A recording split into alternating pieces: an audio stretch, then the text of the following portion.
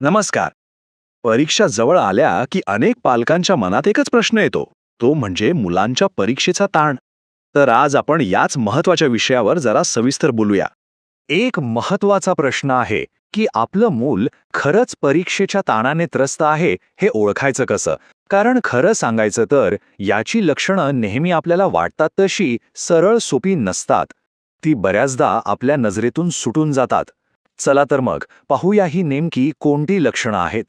तर आजच्या चर्चेत आपण काय काय बघणार आहोत. सगळ्यात आधी हा परीक्षेचा अदृश्य ताण असतो तरी काय ते समजून घेऊ. मग त्याची शारीरिक आणि भावनिक लक्षणं कशी ओळखायची यावर नजर टाकू.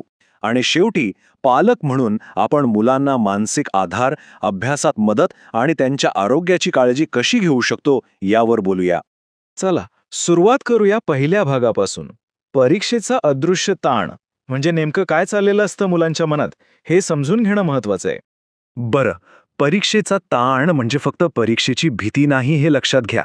हा एक प्रकारचा दबाव आहे जो घरातून, शाळेतून आणि अगदी मुलांच्या स्वतःच्या अपेक्षांमधून तयार होतो. आणि निकालाचं काय होईल या अनिश्चिततेमुळे तर तो आणखीनच वाढतो. आता वळूया दुसऱ्या भागाकडे, शारीरिक लक्षणं. आणि ही खूप महत्वाचं आहे, कारण हा जो मानसिक ताण आहे ना, तो अनेकदा शरीराच्या माध्यमातून बाहेर पडतो. त्याची काही चिन्ह दिसतात जी आपण सहजपणे दुर्लक्षित करतो. पहिला लक्षण म्हणजे जास्त घाम येणं.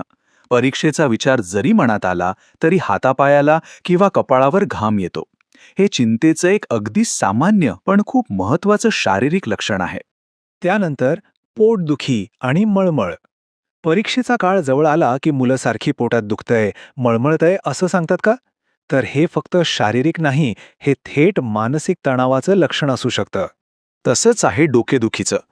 म्हणजे जर दुसरं कुठलंही कारण नसताना मुलं सतत डोकं दुखतंय असं म्हणत असतील, तर समजावं की हा त्या अभ्यासाच्या किंवा परीक्षेच्या टेन्शनचा परिणाम असू शकतो. आणि कधीकधी तर अचानक हृदयाची धडधड वाढते, श्वास भरून येतो. ही लक्षणं तर थेट दाखवतात की परीक्षेचा दबाव मुलांच्या शरीरावर किती खोलवर परिणाम करतोय. त्यांची फाईट ऑर फ्लाईट म्हणजे लढा किंवा पळा ही नैसर्गिक प्रतिक्रिया जणू काही जागृत होते. आता शारीरिक लक्षणांबद्दल तर आपण बोललो, पण यासोबतच मुलांच्या वागण्यात आणि त्यांच्या मूडमध्येही काही महत्वाचे बदल होतात. चला तर हे भावनिक संकेत कोणते आहेत ते समजून घेऊया. ही भावनिक लक्षणं म्हणजे तणावाचा अगदी मूळ गाभा आहेत. जसं की सतत नापास होण्याची भीती वाटणं, आपली तयारी पुरेशी नाहीये असं सारखं वाटत राहणं, अगदी छोट्या छोट्या गोष्टींवरून प्रचंड चिडचिड होणं किंवा एकदम निराश हताश दिसणं. या सगळ्यामुळे एक असं नकारात्मक चक्र सुरू होतं ज्याचा थेट परिणाम त्यांच्या अभ्यासावर होतो.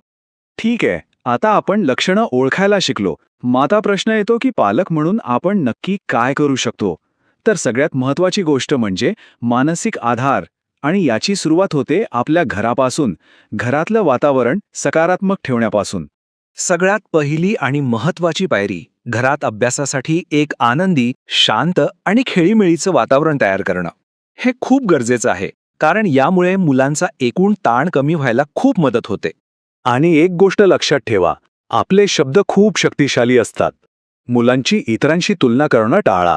त्याला बघ किती मार्क्स मिळाले असं म्हणण्याऐवजी तुझे प्रयत्न महत्वाचे आहेत असं म्हणा.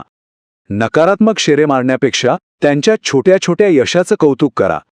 या एका बदलामुळे त्यांच्या मानसिकतेत खूप मोठा फरक पडू शकतो.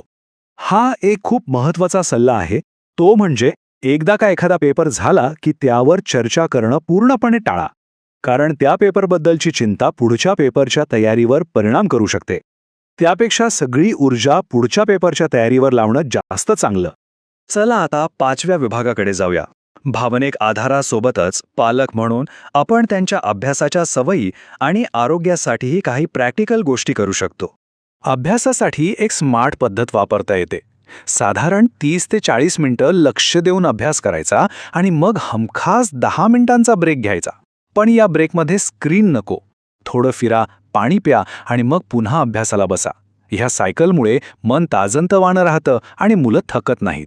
आता बोलूया आहाराबद्दल. चांगला आहार म्हणजे मेंदूसाठी इंधन. दिवसाची सुरुवात पोहे, ओट्स किंवा फळांसारख्या आरोग्यदायी नाश्त्याने करा. आहारात बदाम, अक्रोड आणि पालक, ब्रोकोलीसारख्या पालेभाज्यांचा समावेश करा. आणि हो, भरपूर पाणी पिणंही तितकंच महत्वाचं आहे.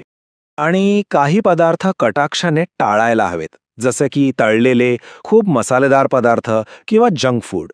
कारण या पदार्थांमुळे सुस्ती येते, आळस येतो, मग लक्ष केंद्रित करणं आणि अभ्यास लक्षात ठेवणं खूप अवघड होऊन बसतं. आणि आता आपण आलो आहोत शेवटच्या आणि सगळ्यात महत्वाच्या भागाकडे, तुमची खरी भूमिका. म्हणजे या सगळ्या काळात एक पालक म्हणून आपली भूमिका मॅनेजरची आहे की एका सपोर्टरची? सगळ्यात महत्वाची गोष्ट कोणती असेल तर ती ही की पालकांनी स्वतःचा ताण नियंत्रणात ठेवायला हवा. आपला ताण नकळतपणे मुलांवर लादला जाणार नाही याची काळजी घ्यायला हवी. आपली शांत आणि स्थिर उपस्थिती हेच मुलांसाठी सर्वात मोठं शस्त्र आहे. एक गोष्ट नेहमी लक्षात ठेवली पाहिजे, यशाचं खरं मोजमाप फक्त गुण नाहीत, तर आपल्या मुलांचं आरोग्य आणि त्यांचा आनंद आहे. आपलं ध्येय एक आत्मविश्वासू आणि कणखर व्यक्तिमत्व घडवणं आहे, जे कोणत्याही परिस्थितीला सामोरं जाऊ शकेल. जाता जाता फक्त एका प्रश्नावर विचार करायला हवा. गुणपत्रिकेपेक्षा आपल्या मुलाचा आत्मविश्वास जास्त महत्वाचा नाही का? कारण हे गुण काही काळापुरतेच आहेत, पण हा आत्मविश्वास त्यांना आयुष्यभर साथ देणार आहे.